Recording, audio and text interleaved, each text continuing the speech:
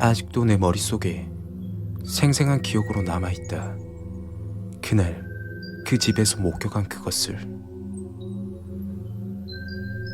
나는 대학교 동아리를 운영하고 있는 중이다. 그 동아리는 빈집이나 흉가를 탐방하는 미스테리 동아리였다. 가입한 학생 수는 나 포함 7명 정도였고 각자 개성이 뚜렷한 학생들로 구성되어 있었다. 그중 유일하게 여학생이 한 명 있었는데 겁도 없을 뿐더러 유명한 흉가는 안 가본 곳이 없을 정도로 동아리에 딱 맞는 인재였다. 그날은 동아리 학생 중 한 명이 강원도에 위치하고 있는 알려지지 않는 2층짜리 폐가를 수소문하였다고 했다. 그 집에 대한 소문으로는 대략 5년 정도 방치가 되어 있는 것으로 추정되고 그 집에는 신혼부부가 살고 있었는데 2층 작은 방에서 남자는 흉기에 찔려 사망을 하였고 여자는 목을 매달아 사망을 했다는 소문이 돌고 있었다. 정확한 사고 소식은 알려진 게 없어 소문만 무성했다. 나의 추측으로는 여성이 남성을 흉기로 찌르고 자살을 하지 않았을까 싶은 생각이 들었다. 그렇게 동아리 학생들과 토요일 저녁 강원도로 출발하게 되었다. 그날은 7명 전원 참석하였고 다들 들떠있는 분위기였다. 흉가를 가는 것은 무섭지만 체험 후에 느끼는 성취감은 이루 말하지 못했다.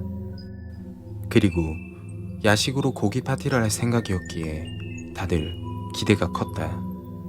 그때까지만 해도 말이다. 고속도로를 빠져나와 비포장 도로를 한참 올라갔다. 길이 좋지 않고 어두운 탓이라 목적지까지 힘겹게 도착하였다.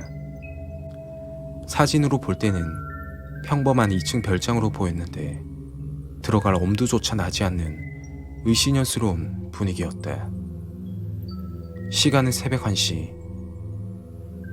자, 여러분, 드디어 도착했습니다. 다들 필요한 장비만 챙겨주세요.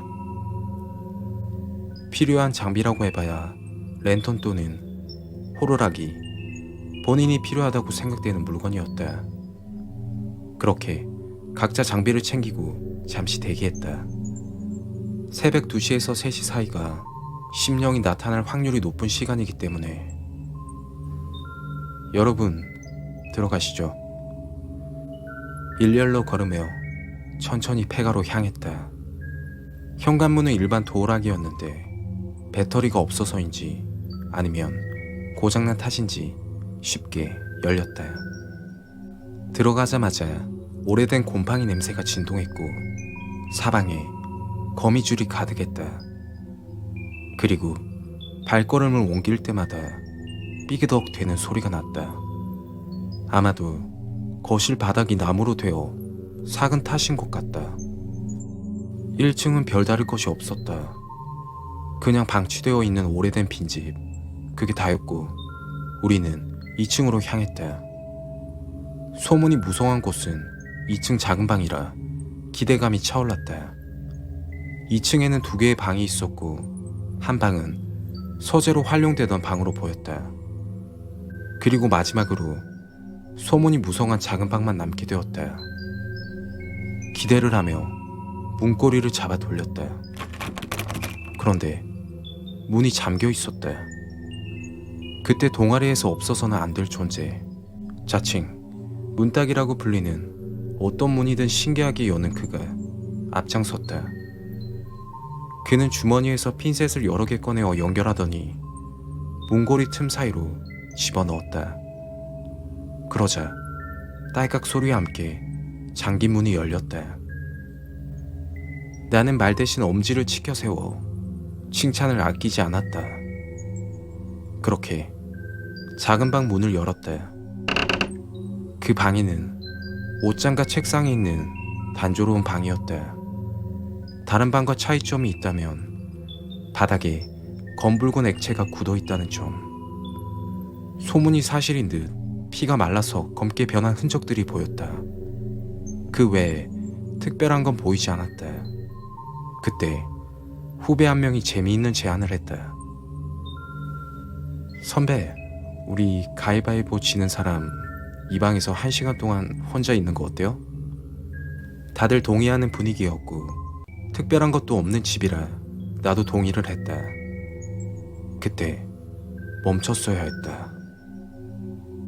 결국 꼴찌는 유일한 여학생 미영이가 당첨이 되었고 동아리 대표로서 이야기했다. 미영아, 괜찮겠어?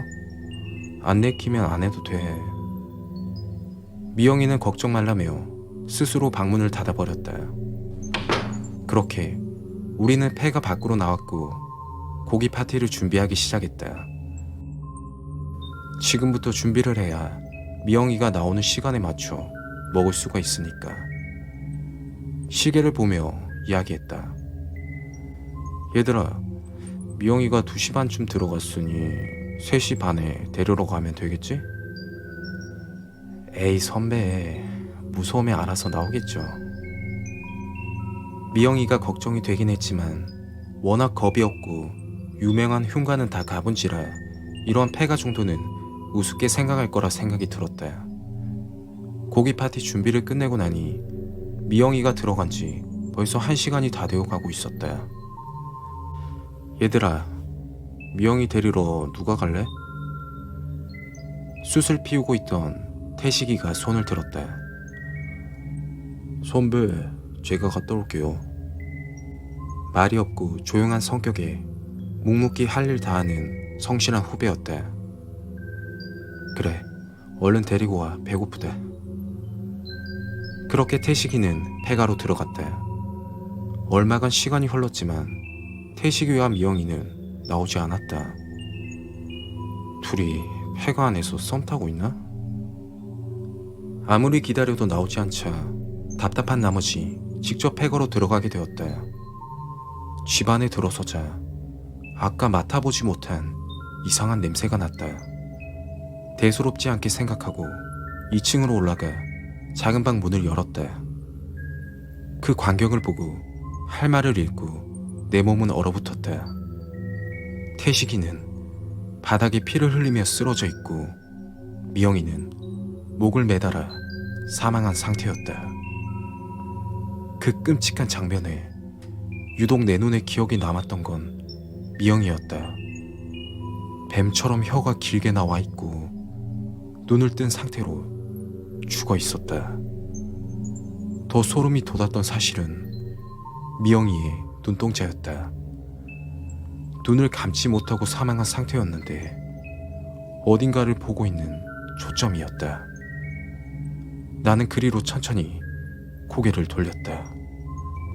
그곳에는 흉측하게 일그러진 얼굴에 입이 찢어진 여자로 보이는 무언가가 날 지그시 바라보고 있었다.